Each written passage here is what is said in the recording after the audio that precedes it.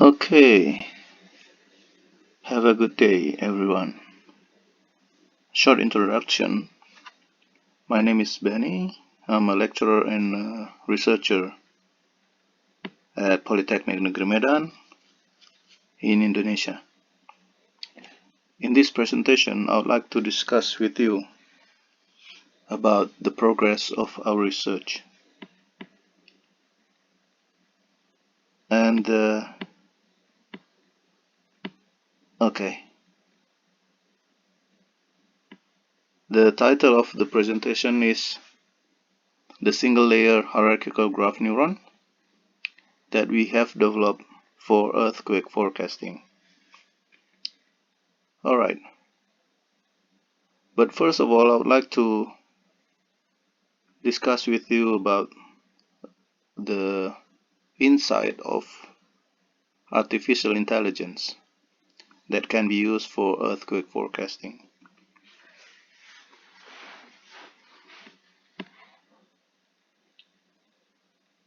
Okay, now many of you have heard artificial intelligence. Now I would like to ask you, is it a myth or a reality? And then we have known about earthquake. Why we work on earthquake forecasting? Why bother?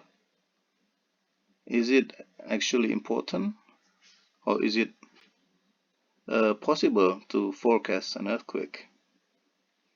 And is it possible to forecast earthquake using artificial intelligence, such as SLHGN technology that we have developed? Alright, since Industrial Revolution 4.0, artificial intelligence becomes very popular. In fact, AI is one of the 4 jargons that have been proposed in Industrial Revolution 4.0.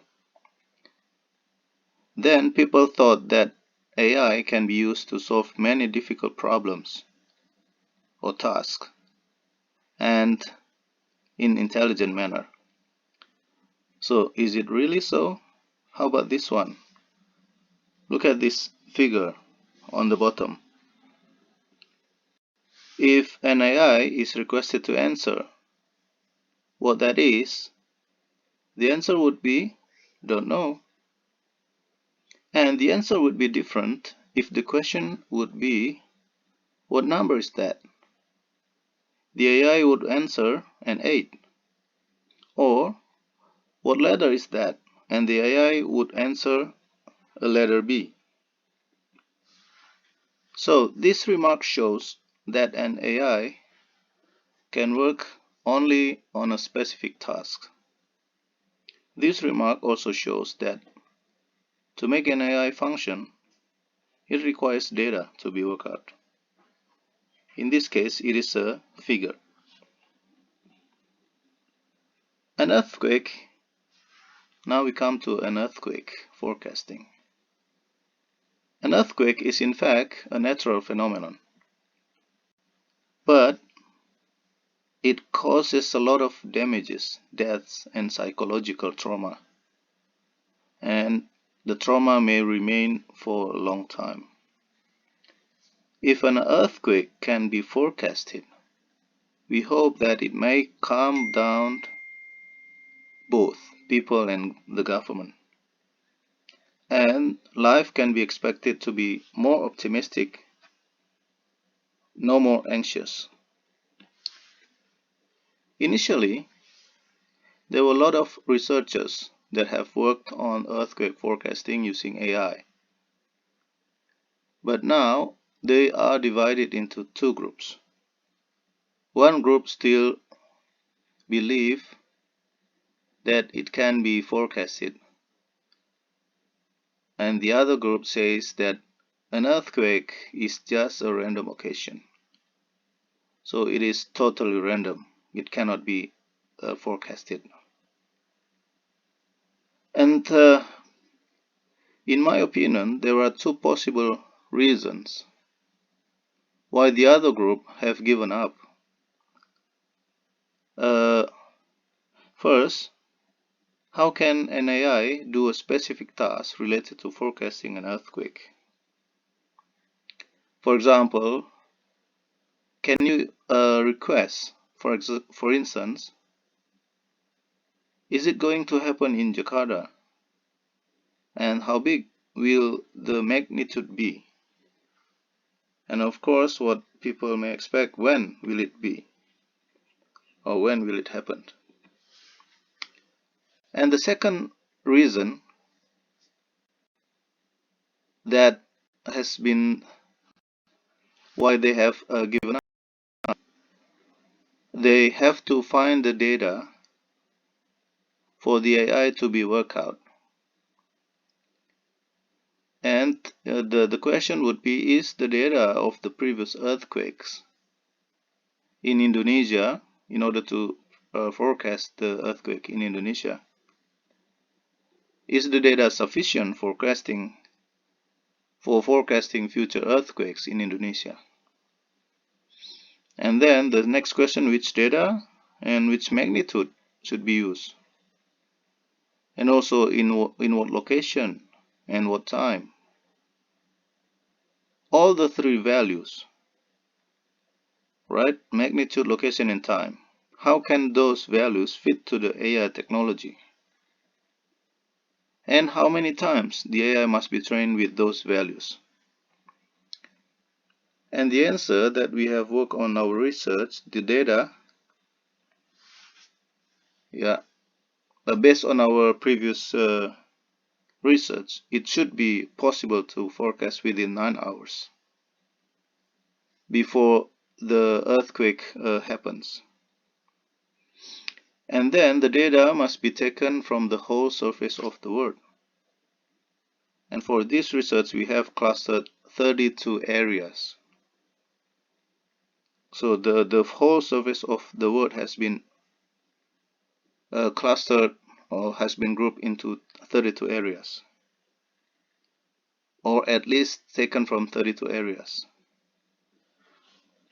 And then from the 32 areas, we have to add another technology that we have called single value coordinate system, or the short form is SVCS. This is another format of a coordinate system. Okay, let's have a look at the surface of the Earth, which is in a spherical form. When we want to know the location of in a part of the world, we normally use latitude and longitude. And then some people try to project the coordinate into two-dimensional surface. Like we look at the right path, the right part of the figure, and you can see there is a dot symbolized with X and Y. And in 1507, people figured out that the projection should be like this, because it is not easy to project Earth coordinates into two-dimensional coordinates. Why is it not easy? As you can see, there are so many interpretations what people think about about the Earth. Some think that it is geoid, some think that it is ellipsoid, and some others, they think it is a sphere. And also the projection can be algorithmic or linear, right? Alright, look at this map. This is a track taken from, I think it's from Flight Radar, the track of flight. As you can see, it is a curve, but in fact, an aeroplane will fly in a straight line, right? They are not flying in a curved track like this. And the other thing that you should know about the Google map, look at this example of Google map.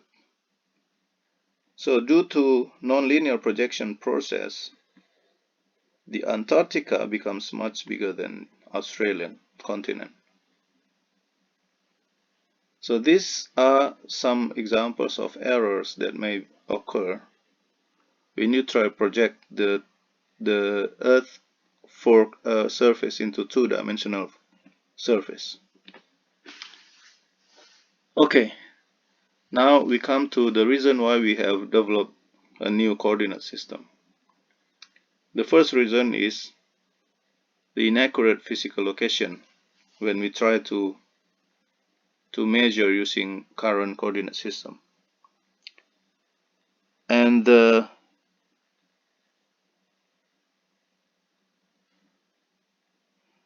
second reason is the calculation is inaccurate, the distance calculation. And the third reason is definitely the current coordinate system is not suitable for SLHGN architecture. Okay, this is the most possible way how we can represent the surface of the Earth using the surface of a football. In fact, it was introduced for the first time in 1992 by the Environment Protection Agency EMAP. When we put the surface of the football on a two-dimensional surface, then we will have this figure. So this figure has been used in our research, and we have put some identities on every polygon. There are 12 pentagons and 20 hexagons. And to improve the quality and the accuracy of the coordinate system, we have put reference points in every polygon. And the location of every reference point is important, as you can see later. And in every pentagon, we can also divide it into several areas. In every sub-areas, you can see that all sub-areas become a triangle. So in every triangle, we can divide into 4 triangles further. And for the direction of our new coordinate system, we have used some numbers from 1 to 6. And the identities of every corners, we have used letters. We have used A, B, C, D, E for pentagon, and F, G, H, I, J, K for hexagon. And these are the new coordinate system of every areas. As you can see, there's for area B, for example, for area C, the value of the coordinate system is A 16556A. Okay, and if you want to know the distance, you can directly calculate the distance without having problem. It's very straightforward. Okay, this new coordinate system can also be used to show the path from 2 areas. These are 2 examples. If you want to know the path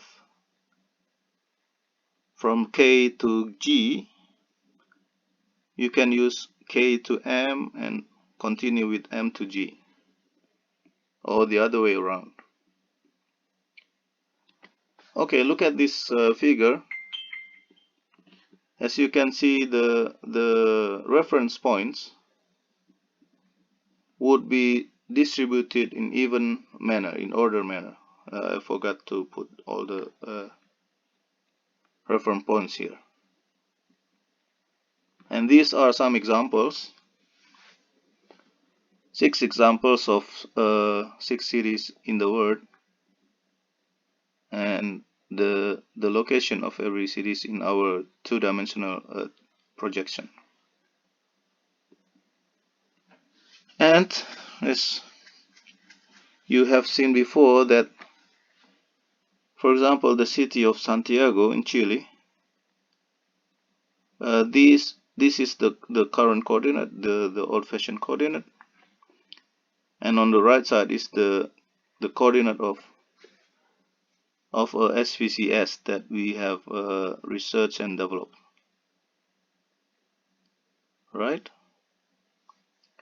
And again, I would like to emphasize that the values of the coordinate system doesn't show a point, but the value shows an area of the Earth. And these are some evidences that the old-fashioned coordinate system transferred to SVCS coordinate system, and then we convert it back to the previous coordinate system. As you can see, the value is equally the same. Okay, now how can we collect the data? The data will be taken, or the data will be used from the previous strong earthquakes around the world. And we are lucky that the values of the earthquakes are recorded and available for free. And then the time series of strong earthquakes will be prepared as pattern. So the SLHGN will work on patterns recognition. Not only the data of the earthquake will be used by the SLHGN, the weather related data will also be used and play a big role in our research forecasting, earthquake forecasting. Not only weather, also various data will be related, for example, related to galaxy components will also be collected. And the reason why we are using, we are developing this technology, because the current technology for forecasting earthquakes is not called forecasting, but it is called nowcasting. Because the technology can only forecast within 20 minutes or maximum 1 hour. And earthquake nowcasting has not yet produced satisfactory results, since the number of casualties and traumatized people is still very high.